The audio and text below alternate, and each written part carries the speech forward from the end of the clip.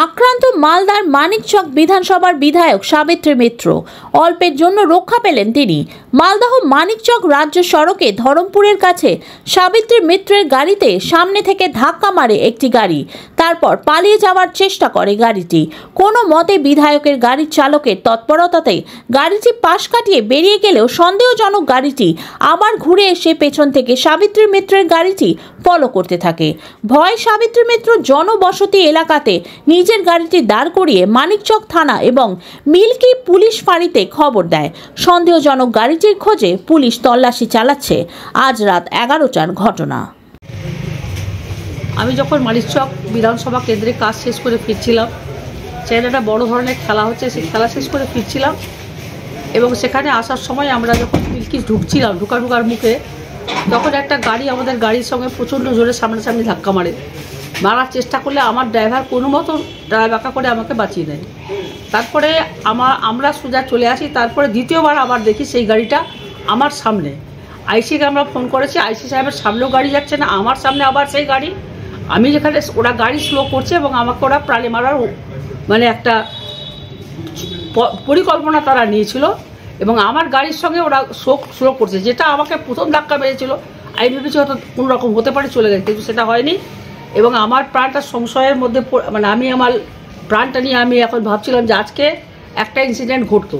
এটা আমার মাথায় আছে আমার 40 বছর অভিজ্ঞতা থেকে। আজকে আমি যেটা বুঝলাম যে ওরা অনেক বেশি ট্রেন ছিল, আমার সিকিউরিটি ছিল।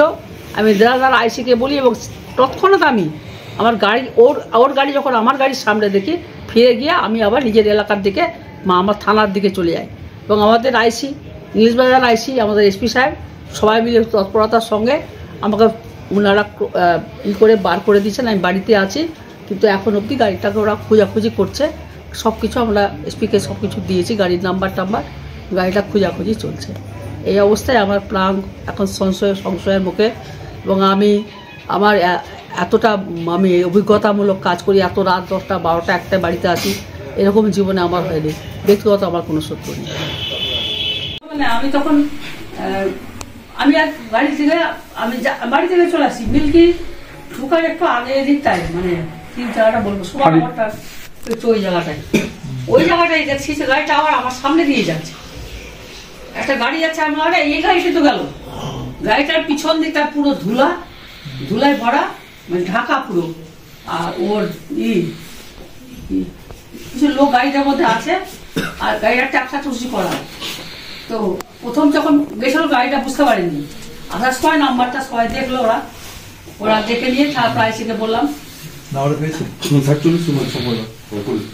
আমি আবার চলে গেলাম। আমি কিন্তু আসছে বাড়ি, গাড়িটাকে সামনে দেখে আমার মনে হলো আরে একটু চলে গেল, আমার সামনে কেন যাচ্ছিল।